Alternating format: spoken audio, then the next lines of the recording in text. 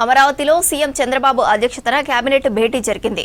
రాజధాని ఉపాధి సహా పలు అంశాలపై కీలక నిర్ణయాలు తీసుకుంది మంత్రి. సిఆర్డీఏ నిర్ణయాలకు ఆమోదం తెలిపింది. అమరావతిలో నిర్మించనున్న BITS Pilani AI plus campus నిర్మాణ ప్లాన్ను పరిశీలించారు మంత్రి లోకేష్. ప్లాన్ వివరాలను మంత్రికి వివరించారు బిట్స్ పిలాని ప్రతినిధులు. ఆర్థిక మంత్రి పయ్యావుల నోరు తెరిస్తే పచ్చి అబద్దాలేనన్నారు వైసీపీ నేతలు. పయ్యావుల ఆర్థిక మంత్రి కాదు, అప్పుల మంత్రి అని విమర్శించారు.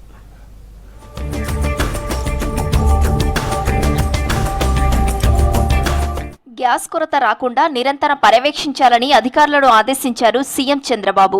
ఎలక్ట్రిక్ స్టవ్లతో విద్యుత్ డిమాండ్ పెరగడంతో పరిస్థితి పర్యవేక్షించాలని సూచించారు. అమరావతి సెక్రటేరియట్లో సీఎం అధ్యక్షతన కేబినెట్ భేటీ జరిగింది. అమరావతి అభివృద్ధి, ఉపాధి సృష్టి, జలవనరులు, వ్యవసాయం, పరిశ్రమలు, పర్యాటకం, విద్యుత్ అంశాలపై కీలక నిర్ణయాలు తీసుకుంది. సిఆర్డీఏ నిర్ణయాలకు మంత్రివర్గం ఆమోదం తెలిపింది. మెకానికల్, ఎలక్ట్రికల్, ప్లంబింగ్ పనుల కోసం 2316 కోట్లకు పరిపాలన అనుమతులిచ్చింది.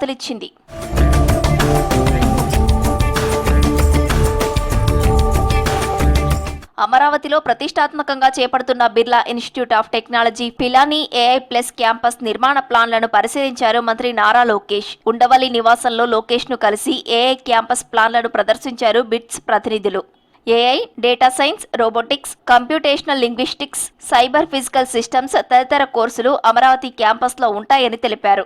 2 దశల్లో 7,000 మంది విద్యార్థులకు అవకాశం కల్పించేలా అమరావతి బిట్స్ పిలాని నిర్మాణాలను చేపడుతున్నామన్నారు. ఈ క్యాంపస్ పై వచ్చే 5 ఏళ్లలో 1000 కోట్ల పెట్టుబడి పెడతామని చెప్పారు.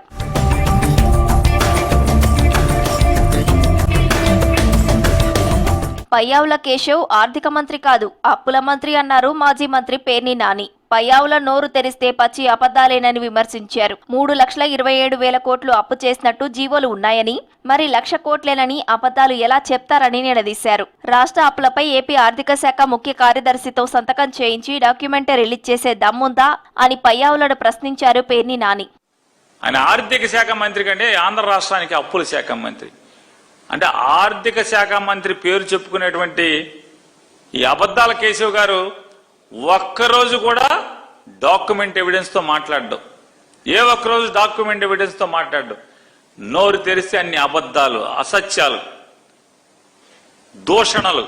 మరి జగన్మోహన్ రెడ్డి గారు ఆర్థిక విధ్వంసం చేస్తే ఏది కాగితాల రూపేణ చూపించమని అడుగుతున్నాను నేను.